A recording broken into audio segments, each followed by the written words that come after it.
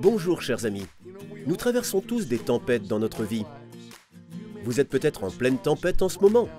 Vous traversez peut-être une tempête dans votre mariage, il peut s'agir d'une tempête financière, d'une tempête physique ou d'une tempête mentale. Vous avez peut-être l'impression qu'une attaque spirituelle maléfique et bien calculée a été lancée contre vous. Je veux vous dire que les Écritures contiennent de bonnes nouvelles pour vous et nous allons les examiner dans une minute.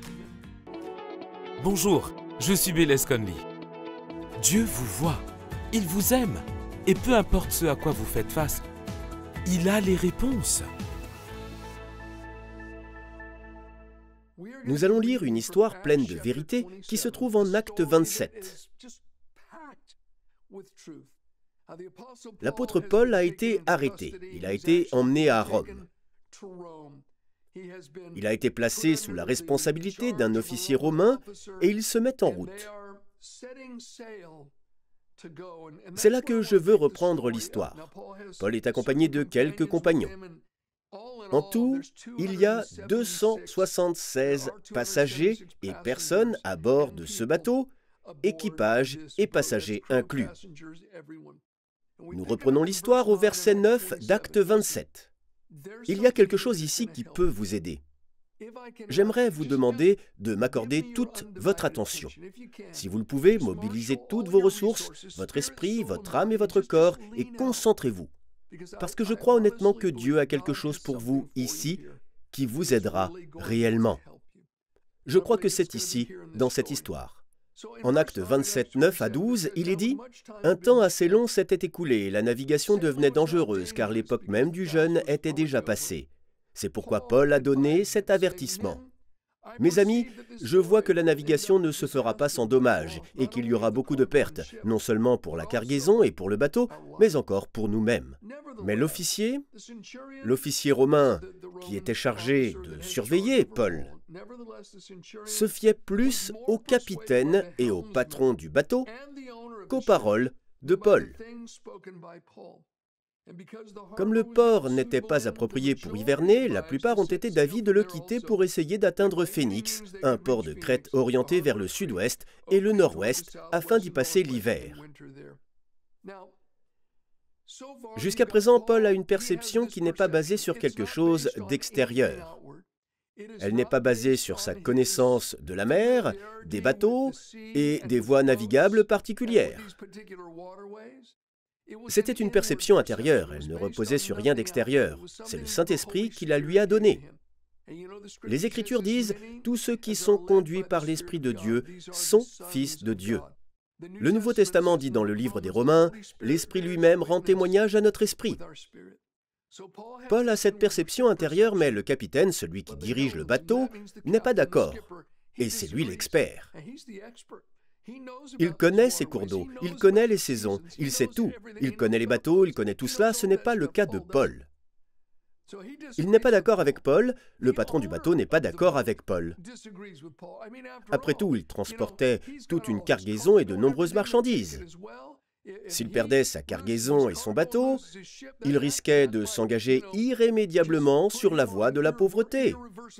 Mais il n'était pas d'accord avec Paul. Il avait décidé d'y aller et il est écrit que la plupart des personnes présentes étaient d'avis d'y aller malgré tout. Cela ne s'arrête pas là, car voici ce que nous lisons ensuite au verset 13. Un léger vent du sud s'est mis à souffler et, se croyant maîtres de leur projet, ils ont levé l'ancre et ont longé de près l'île de Crète. Il y a d'abord l'expert, ensuite le patron du navire, ensuite la majorité des gens, et maintenant le vent du sud. Ce vent du sud était un bon présage pour eux. C'était comme une porte ouverte confirmant, en quelque sorte, qu'ils avaient pris la bonne décision et qu'ils devaient partir. Ils se sont donc lancés. Il s'est avéré que les experts avaient tort, que le patron avait tort, que la majorité des gens avaient tort et que le léger vent du sud qui soufflait avait tort. Il ne faut pas se fier à tous les vents du sud qui soufflent doucement. En fait, ce léger vent du sud qui soufflait les a entraînés dans un vent de la force d'un ouragan avant la fin de la journée. Les versets 14 et 15 disent Mais bientôt, un vent violent, qu'on appelle Eurachylon, s'est déchaîné. Le bateau a été entraîné sans pouvoir résister au vent et nous nous sommes laissés emporter à la dérive. Versets 19 et 20, « Et le troisième jour, ils ont jeté de leurs propres mains les agrès du bateau. Le soleil et les étoiles ne nous sont pas apparus pendant plusieurs jours et la tempête a été si forte que finalement, nous avions perdu tout espoir d'être sauvés. »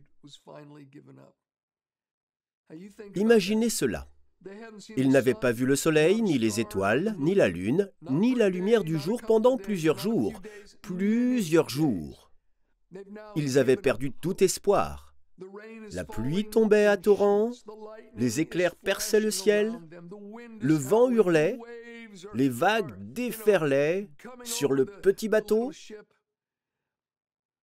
Le tonnerre éclatait comme des canons de tous les côtés. Au milieu de tout cela, voici ce qui se passe aux versets 21 et 22. On n'avait pas mangé depuis longtemps. Alors Paul, debout au milieu d'eux, leur a dit, « Mes amis, il aurait fallu m'écouter et ne pas quitter la Crète, afin d'éviter ces dommages et ces pertes. Mais maintenant, je vous invite à prendre courage. » Prenez courage. Soyez courageux. J'aime la version Darby qui dit « Je vous exhorte à avoir bon courage. » Pourquoi? Parce que nous avons un bon capitaine, qu'il est expert en la matière et que nous lui faisons confiance. Non, il avait lui aussi perdu espoir. Nous avons bon courage parce que nous avons un bateau solide et que nous pouvons lui faire confiance. Non. Ayez bon courage. Prenez courage. Il poursuit au verset 22 à 26, « Je vous invite à prendre courage, car aucun de vous ne perdra la vie, seul le bateau sera perdu. En effet, un ange du Dieu auquel j'appartiens et que je sers m'est apparu cette nuit et m'a dit, « Paul, n'aie pas peur. Il faut que tu comparaisses devant l'empereur, et voici que Dieu t'accorde la vie de tous ceux qui naviguent avec toi. C'est pourquoi, mes amis, prenez courage. J'ai confiance en Dieu, tout se passera comme cela m'a été dit. Nous devons toutefois échouer sur une île. Pensez-y. Au milieu du tonnerre, des éclairs, de la pluie, du vent qui hurle et des vagues, Paul dit « Prenez courage !» Rien n'a changé autour d'eux, la situation est toujours la même. Vous êtes peut-être en plein milieu d'une tempête en ce moment, vous êtes en proie à la tempête. Comme je l'ai dit, c'est peut-être financier, vous êtes prêt à vous arracher les cheveux, vous ne savez pas quoi faire, vous avez épuisé toutes vos ressources. Vous avez peut-être un problème de santé qui fait rage et vous venez de recevoir un mauvais rapport du médecin. En ce moment même, vous avez peut-être du mal à me regarder parce que vous vous sentez mal physiquement. Vous avez peut-être l'impression d'être assailli spirituellement, que tous les démons du monde spirituel ont été chargés de vous attaquer. Malgré tout cela, je veux vous dire, ayez bon courage, prenez courage, soyez positif. Pourquoi? Comme Paul l'a dit, j'ai confiance en Dieu, tout se passera comme cela m'a été dit. Dieu a dit quelque chose et je le crois. Vous vous dites peut-être, un ange est apparu à Paul et lui a parlé. Si un ange m'apparaissait, je me sentirais peut-être un peu mieux dans la tempête que je traverse. Eh bien, vous savez quoi? Vous possédez quelque chose de plus solide que la parole d'un ange. Vous possédez la parole écrite de Dieu. Le ciel et la terre disparaîtront, mais sa parole ne disparaîtra pas. Dieu ne peut pas mentir. Toutes les promesses de Dieu en Christ sont oui et amen de nous à la gloire de Dieu. Trouvez une promesse qui couvre votre besoin. Dirigez-la spirituellement, nourrissez-vous-en, réfléchissez-y, laissez-la devenir une partie de vous, puis au milieu de votre tempête, alors que les éclairs et le tonnerre éclatent comme des canons, tenez-vous droit et dites avec assurance, « J'ai confiance en Dieu. Tout se passera comme cela m'a été dit dans sa parole. » Mon ami, sa parole ne vous fera pas défaut. Elle vous aidera à traverser la tempête. Je me souviens d'un événement qui s'est produit il y a plusieurs années. J'avais sottement engagé un homme, un chrétien, pour accomplir un très grand travail pour moi. C'était une dépense énorme. Je l'ai fait venir pour tout examiner ensemble. Je lui ai expliqué ce qu'il fallait faire. J'ai dit, voilà l'argent dont je dispose, il faut que ce soit fait à ce prix. Pouvez-vous le faire? Il m'a dit oui. Nous nous sommes serrés la main. Pour moi, c'est suffisant.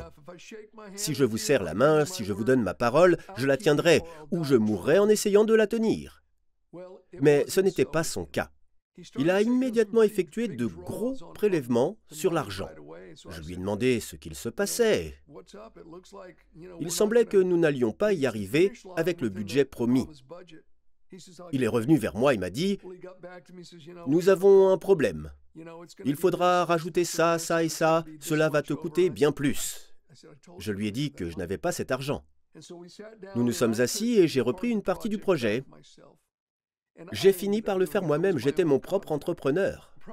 Un mois avant que tout ne soit terminé, je suis rentré d'un voyage à l'étranger. Et il m'attendait devant chez moi. Il m'a dit « J'ai fait une erreur ». Il m'a donné quelques papiers et il est parti.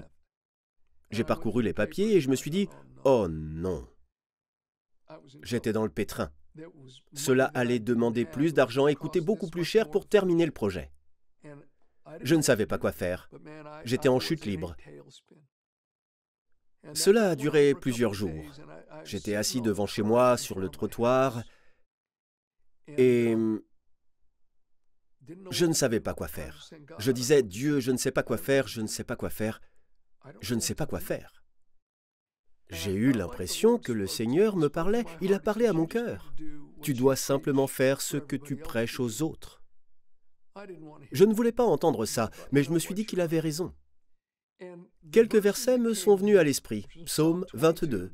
« Tu es le Saint, tu sièges au milieu des louanges d'Israël. » Jacques 1:2. « Considérez comme un sujet de joie complète les diverses épreuves auxquelles vous pouvez être exposés. » Ésaïe 64:5. « Dieu vient à la rencontre de celui qui se réjouit. » Philippiens 4:6. « Faites connaître vos besoins à Dieu par des prières et des supplications. » J'ai dit, « Dieu, tu as raison, je n'ai pas mis en pratique la parole que je prêche. » Alors là, devant chez moi, j'ai commencé à faire les 100 pas.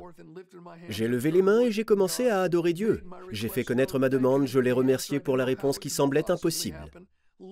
Je n'avais littéralement aucun moyen de m'en sortir. Je n'avais aucune ressource vers laquelle me tourner. Cela me semblait impossible. J'ai levé les mains pendant 20 ou 25 minutes. J'ai marché de long en large devant chez moi dans la rue, les mains levées, adorant Dieu. La dépression m'a quitté. Je n'avais pas réalisé à quel point j'avais été bruyant, car quelques jours plus tard, l'un des voisins était sur son toit et m'a crié quelque chose. J'ai dit « Qu'est-ce que tu as dit ?» Il a répondu « J'ai dit gloire à Dieu !» Il faisait ce que j'avais fait devant ma maison. J'ai dit « Oui, amen !» Bref, en l'espace d'une semaine, Dieu nous a aidés d'une manière que je n'avais même pas envisagée. Un miracle s'est produit et il nous a sortis du pétrin. Vous savez quoi? J'ai saisi une promesse et cette promesse a vaincu le problème. La promesse nous a permis de résoudre le problème. Trouvez une promesse qui répond à votre besoin. Ayez une histoire d'amour avec votre Bible et Dieu vous aidera. En plus de cela, j'aimerais vous parler de certaines autres choses. La première concerne le vent du sud. Le vent léger du sud qui soufflait. Beaucoup de gens prennent des décisions en fonction des événements extérieurs. Ils déploient une peau de mouton. Cette terminologie nous vient en fait de la Bible. Dieu a demandé à Gédéon de sauver Israël des Madianites. Gédéon est rempli de doutes. Il dit « Dieu, je suis désolé, mais si tu veux vraiment m'utiliser pour faire ce que tu as dit que tu ferais, je te demande de m'aider, je vais déployer une peau de mouton. Que le matin, le sol soit mouillé de rosée tout autour de la peau, mais que la peau soit sèche. Je saurai alors que tu me dis vraiment de faire cela. » Il étend la peau cette nuit-là et le matin, tout est mouillé autour de la peau, mais la peau est sèche. Il dit, Dieu ne soit pas fâché, mais encore une fois, cette nuit je vais mettre la peau dehors et cette nuit que la peau soit mouillée de rosée et que le sol tout autour soit sec. Dieu accomplit cela. Le matin, la peau est mouillée, il presse la peau et de la rosée en sort. D'accord, Dieu, tu m'appelles à le faire. Les gens font la même chose et étendent une peau. Si ceci arrive, je sais que c'est la volonté de Dieu. Si ceci ou cela arrive, si cette porte s'ouvre, si le vent léger du sud souffle, je sais que c'est la volonté de Dieu. Il faut bien comprendre certaines choses à propos de ce qu'a fait Gédéon. Premièrement, c'était dans l'Ancien Testament, pas dans le Nouveau Testament. C'était avant la nouvelle naissance et avant que les gens puissent être remplis du Saint-Esprit. De plus, Israël était dans un état de grande apostasie à cette époque. Même la famille de Gédéon, ils étaient tous des adorateurs d'idoles. Gédéon ne connaissait pas grand-chose de Dieu. Il n'avait pas la connaissance que nous avons.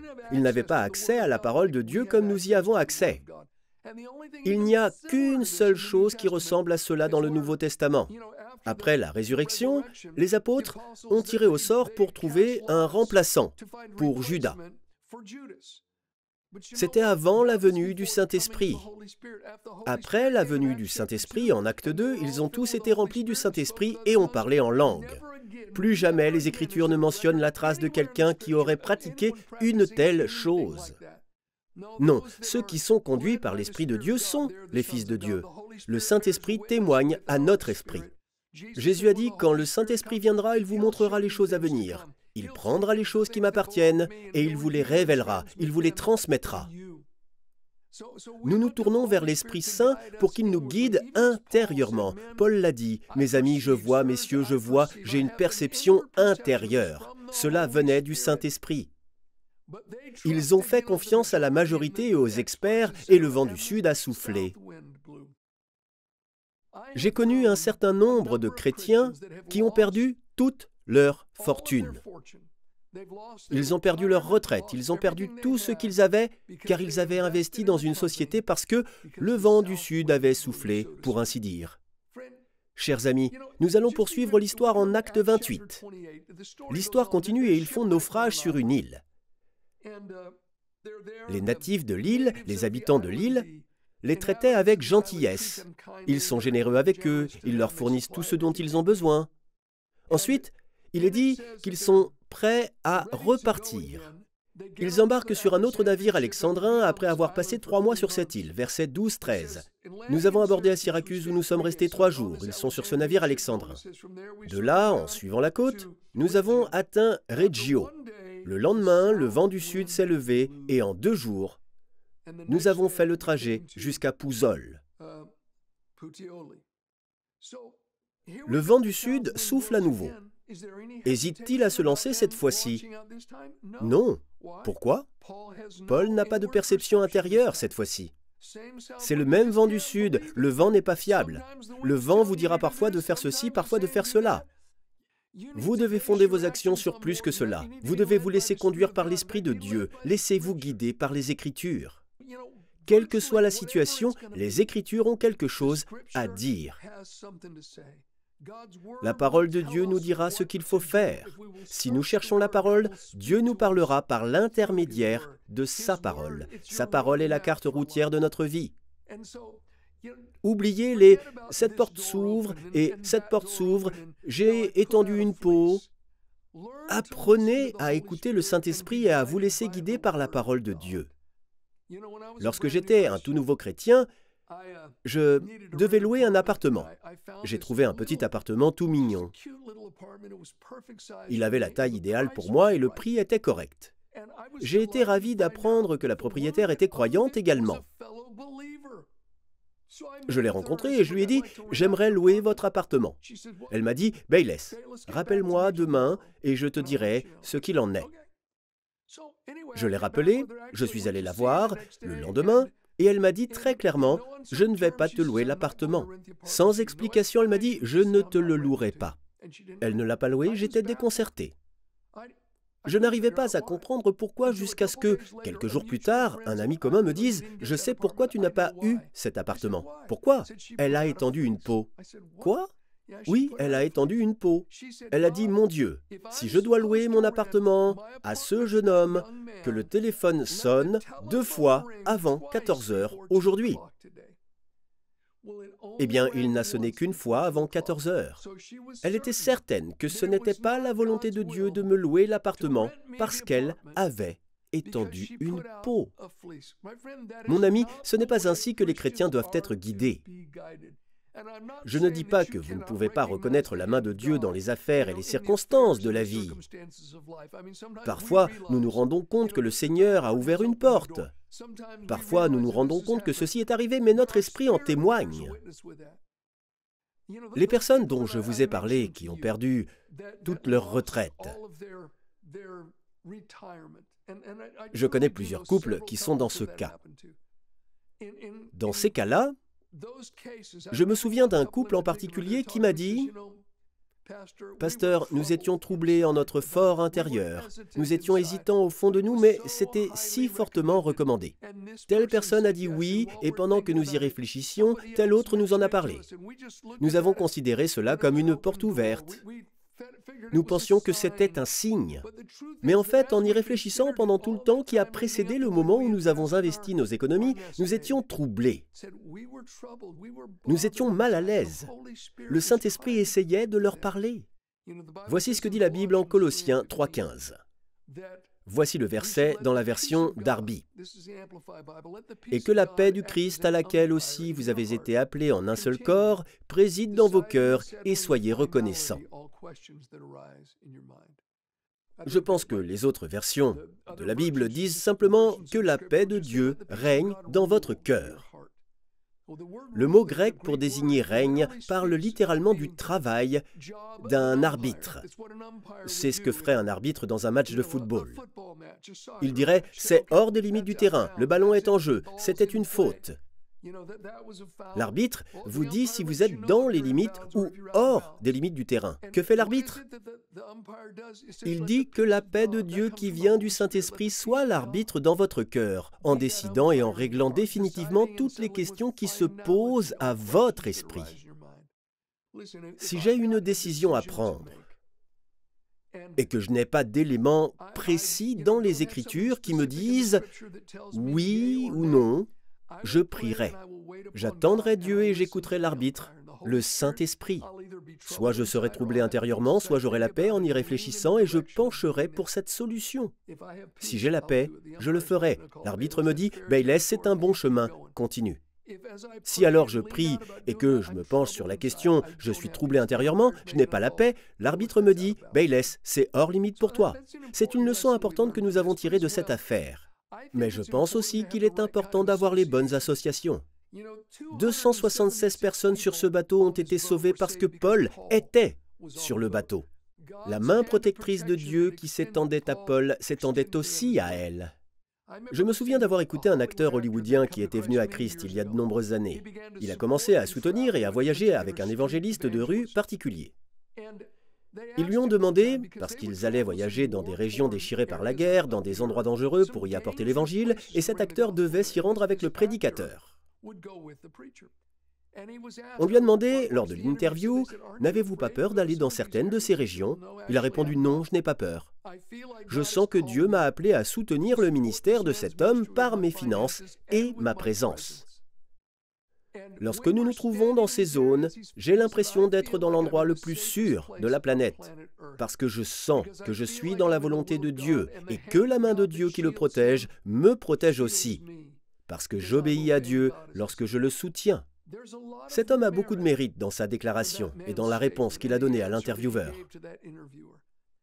276 personnes ont été sauvées parce qu'elles étaient sur le bateau avec Paul.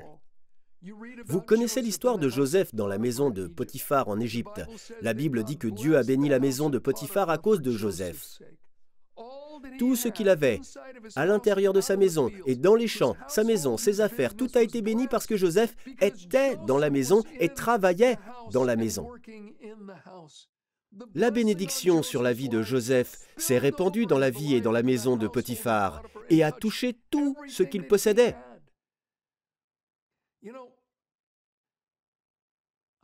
Je pense à Jonathan. Son cœur était lié au cœur de David.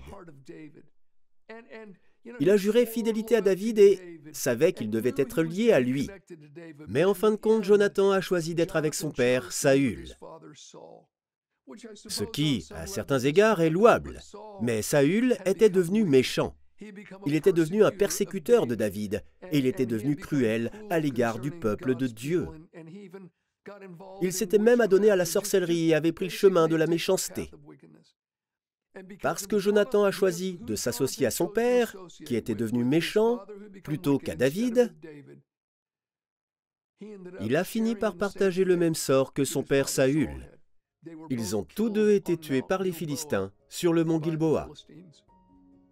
La Bible dit « Qui marche avec les sages devient sage, mais le compagnon des sots s'en trouvera mal. » Mon ami, choisissez vos amis avec soin. Non seulement ils vous influenceront, mais ce qu'ils ont sur eux peut vous affecter. Plus encore, je veux être le genre de personne qui, si vous vous associez à moi, vous bénéficierez de la faveur de Dieu dans votre vie. La bénédiction de Dieu qui est dans ma vie viendra dans la vôtre. D'ailleurs, je prie pour ceux qui nous soutiennent. Cette pensée m'est venue à l'esprit en ce moment même. Il y a des gens qui nous soutiennent fidèlement et régulièrement par leurs prières et leurs finances, alors que nous diffusons des messages comme celui-ci dans le monde entier et en plusieurs langues. Je prie pour que la faveur et la bénédiction qui est sur nous, sur ce ministère, sur ce que nous faisons, viennent sur vous, sur votre foyer et sur votre famille. Au nom puissant de Jésus. Que Dieu vous bénisse. Vous êtes épuisé? Vous traversez une crise et vous ne savez plus quoi faire? Procurez-vous le livret gratuit « Saisissez la force de Dieu » de Bayless Conley. Vous y trouverez 4 étapes qui vous aideront à aller de l'avant avec une force renouvelée. Il vous suffit de vous rendre sur bayless-conley.fr/force. Vous pourrez y télécharger gratuitement le magazine au format PDF. Vous allez voir, Dieu vous réserve de bonnes choses.